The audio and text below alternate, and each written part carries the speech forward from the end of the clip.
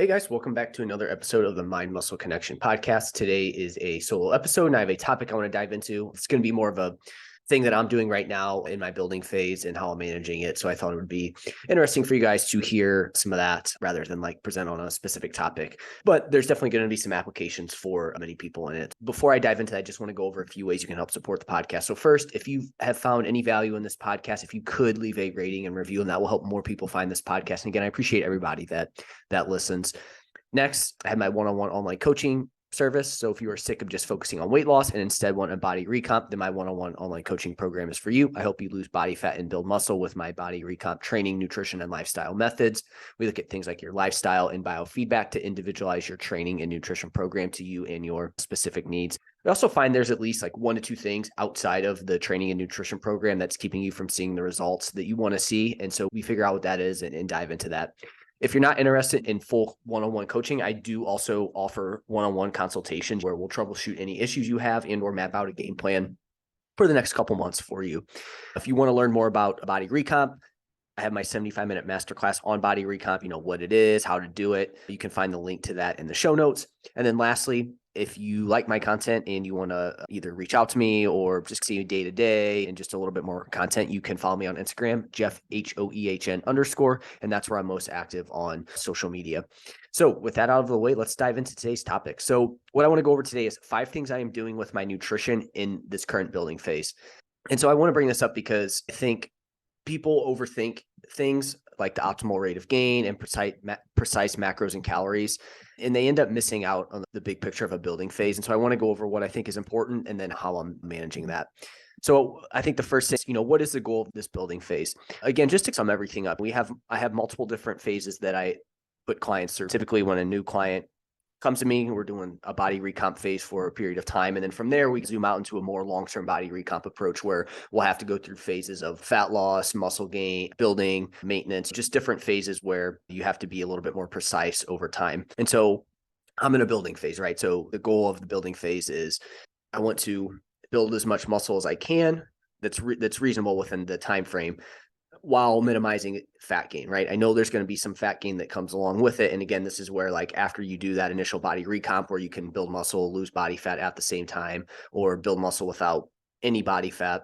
At some point you will have to go to these phases where you have to prioritize one or the other and you put the other one on a back burner for a little bit, right? And this just comes down to the more muscle you have, the leaner you are, the tougher it is to do both at one time. And you do have to start to get a little bit more specific. So again, the goal of this building phase for me is to take a period of time where I'm eating more calories, I'm gaining weight. Some of that's going to be fat mass, but I'm trying to minimize that and make sure most of it is muscle. Okay, so the main goal of it is building muscle aspect. So training is what is going to move the needle the most for building muscle, right? Things like protein, sleep, like those are all going to be things that are going to help you build muscle. But at the heart of it, the most important thing that is going to drive the muscle growth is the training aspect of it. Okay, so training in building phases and even in body recomps are just very high on the priority list. I think people overlook this aspect and kind of like I said, they overlook this and people start to focus too much on, I need to eat this food. I need to have this rate of gain. They start to focus on these minor details, like important details, but they're still missing the big picture of training needs to be in a good spot. That is what you need to pay attention to. And that's your baby. And that's what you need to focus on. You want training to be in a good spot. You want to be able to progress your training. You want to be able to recover from your training. And so again, you can see where these things outside of the gym, your nutrition, your recovery, like those things help you train better. But again, you need to be able to train. So at the heart of all of it is training. So as long as that is in a good spot and weight is trending up over time, I'm content. I'm in a good spot, right? I don't need to focus on, I have to eat this exact amount of calories per day. And then obviously one of my goals that I'm going to talk about here that I focus on is protein. Like obviously you don't want protein to be super low. But again, I think at the heart of it, I just wanted to make that point that as long as training is in a good spot and I'm not seeing my weight like trend down, I know I'm eating enough to build muscle, right? Like training's in a good spot, meaning I'm feeling good in it. I'm progressing. Again, you're not going to progress every single training session, but again, over time, you want to make sure you want to have more good workouts than bad workouts and whatnot. And again, like I said, a lot of times in this phase, people are, they're focused on they have the perfect calorie amount, they have the perfect protein amount, but then like they don't eat around training. They're not pushing themselves in their training sessions. They're not and those are the things that are really going to drive the muscle growth there. It's just and so again, just to circle back to this, the training needs to be important. And I think more people need to focus on that aspect of it in the building phase. I bring this up too, because a lot of times people be like, oh, this building phase isn't working. I'm gaining more body fat than I want. But part of it is like, they're not like maybe nutrition is okay. Like you're not doing bad with nutrition. It's okay. But also you're not really pushing your training either. So I need to go back to a fat loss phase. It's like, no, you need to make sure you're pushing your training. That's so important. And I always find that's the big mistake people make there with training. It's, oh, I'm going to the gym, so it's good. But it does go further than that as you start to progress and you do this for longer periods of time. I think it's important at all times, but it becomes more and more important as you progress.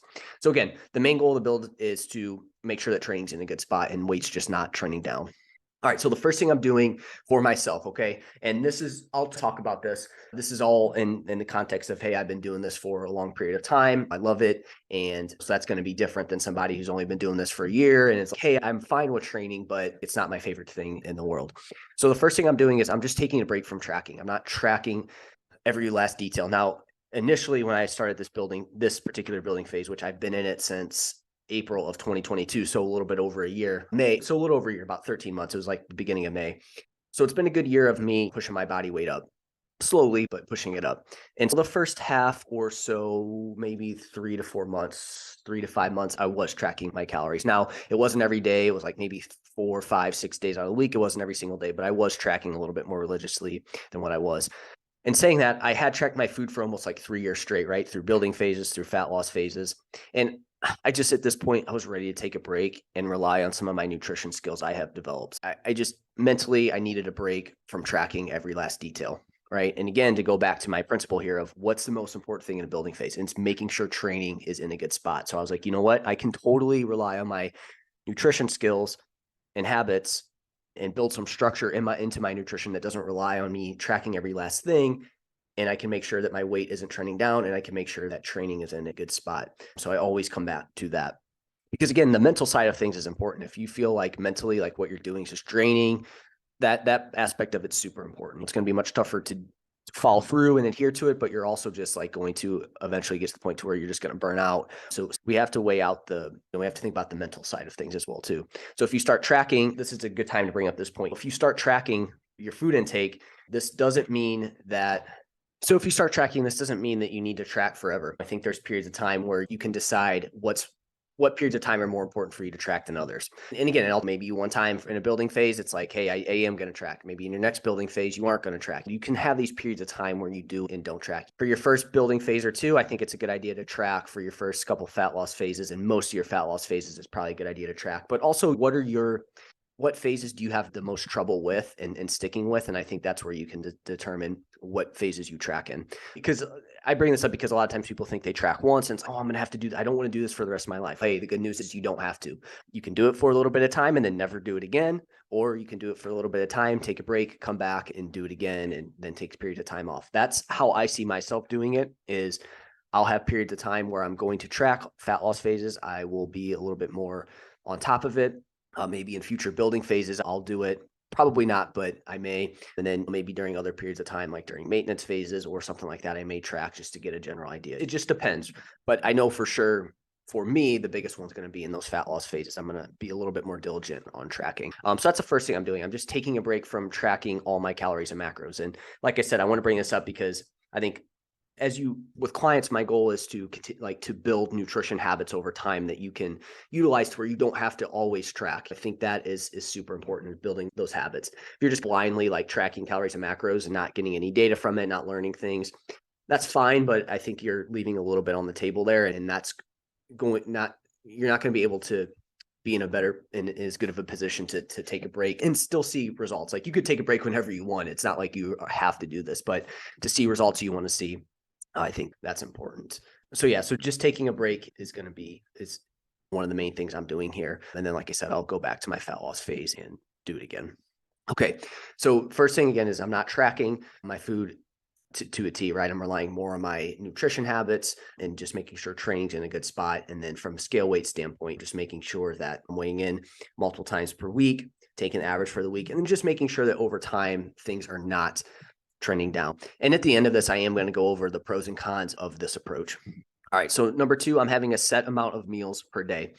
This is one of those ones that I think the more I coach people with body comp goals and overall health goals, I think having a set amount of meals per day is a great way to get some foundation and structure into your training into your routine. I think with the nutrition, if you're just randomly eating throughout the day, tracking things, and then you just get to the end of the day, like that is how it's just, I had this at this time, I ate this at this, and it's different every single day. I think you're going to have a tough time sticking with the tracking, right? You're going to burn yourself out. You're going to risk going over or under all the time. So again, I think having a set amount of meals per day can be super helpful. This is also, I've talked about this for some meal timing strategies.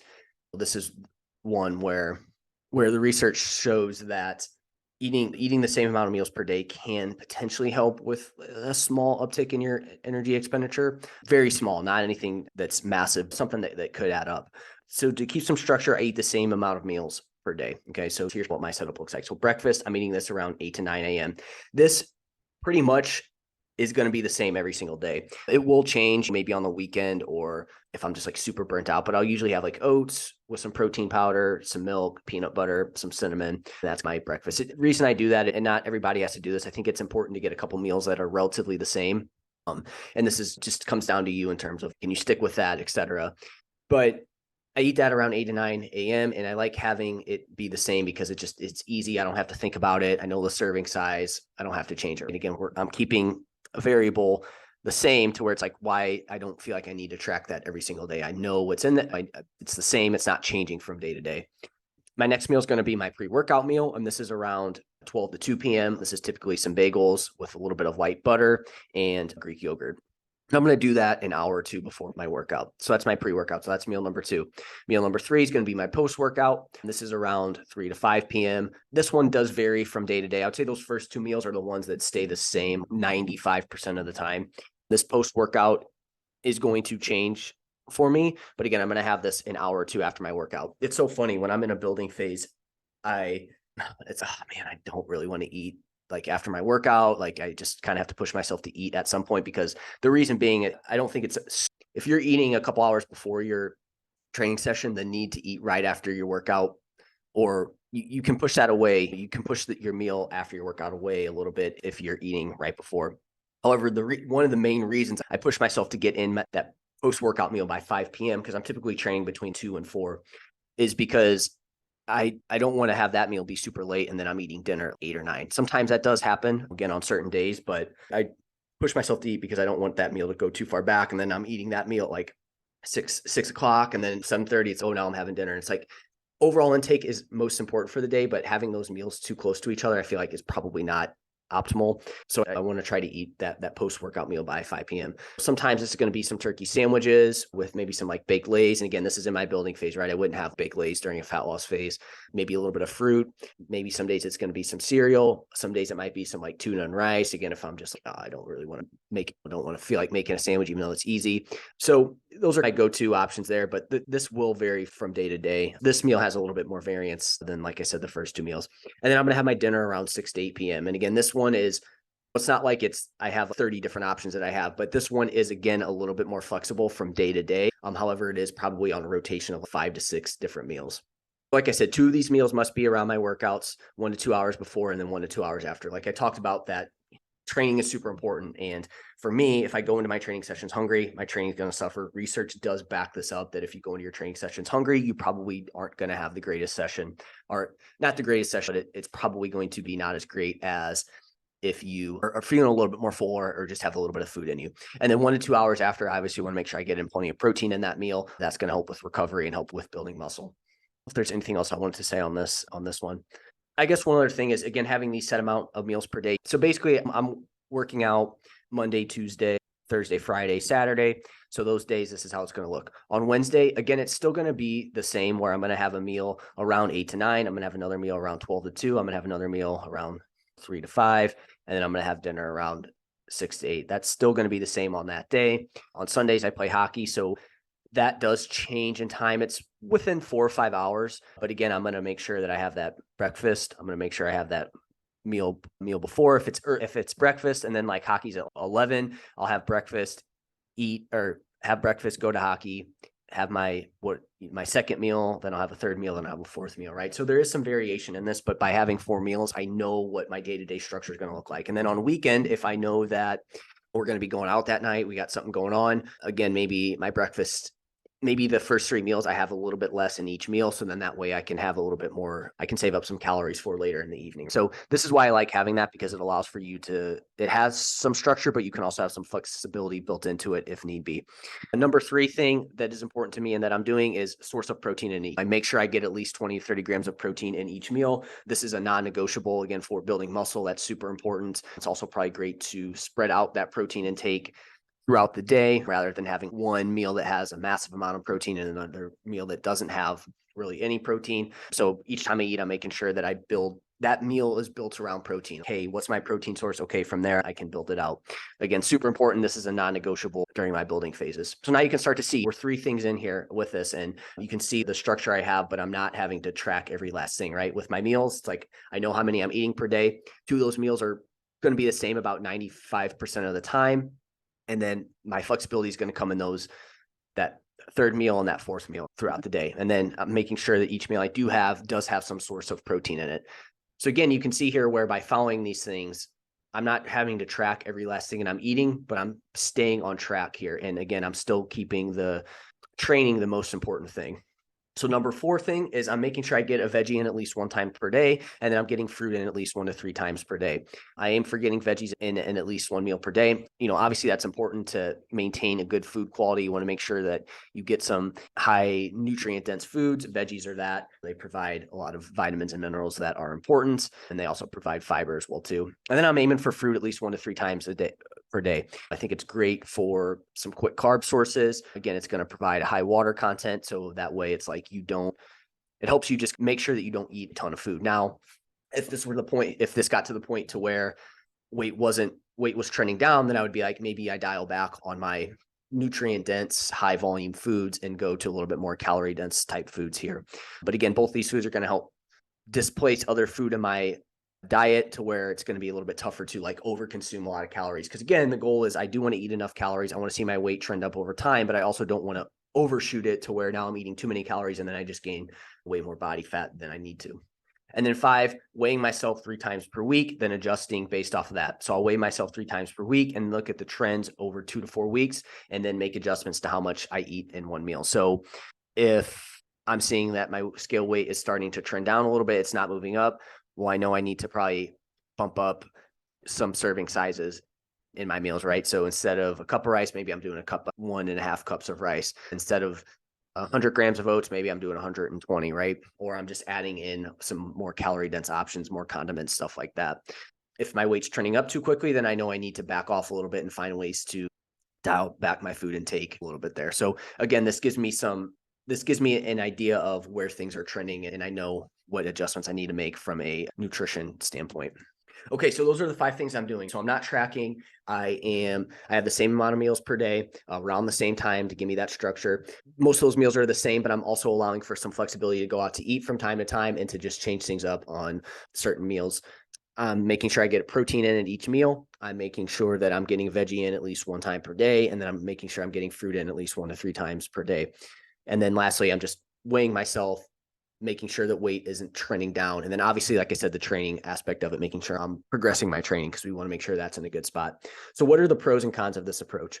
So I think the pro of this approach is a mental break from tracking every last thing. It's been super nice to not have to track every last detail. That frees up a lot of mental space. Mental fatigue does weigh down on you, and that allows me to put more time towards my training, but also stuff outside of fitness and nutrition, right? Work, relationships, social life, like those are all important too. And they all play a big role in all this, and making sure that I have extra energy or I'm able to put more resources towards those are super important. Because again, if it was like, I feel like I have to track every last thing, and then relationships start to suffer or work starts to suffer. That's not great from a mental health standpoint. Then this is going to take a backseat. So it's important that you weigh the mental side of things. I think that's super important. So what are some cons of this approach? So again, the pro is that it's just a mental break from tracking every last detail, which is nice. Con is that I'm risking risk of not optimizing every last detail. I could be leaving a little bit on the table, right? So by not tracking all my calories and macros, I could be leaving a little bit on the table. For example, I may be slightly under or overeating, or maybe going a little lower on protein than I need to be. but I'm okay with this trade-off so long as training is in a good spot. It could be not hitting the optimal amount of food that I need to maximize a building phase. But again, I'm okay with that trade-off for the not mental health, but like the mental side of things, like being able to allocate more of my resources towards other things besides just training and nutrition. I think that's where a lot of people get themselves into trouble. They think they need to be overly focused on this. Other aspects of their life fall apart, and then now the training and nutrition also falls apart as well too. They can't stick with it. Then it's, oh, this is not good for me. I got to go do something else. And it's like finding that balance is key. But again, I'm okay with this trade-off so long as training is in a good spot. So that's what I'm doing in this building phase. I hope that was helpful. If you guys have any questions on this, let me know. I am going to share on my social media at some point when I'm done in the next month or so, the results of my building phase, so you can check that out. But that's it for this episode. I'll talk to you guys next time.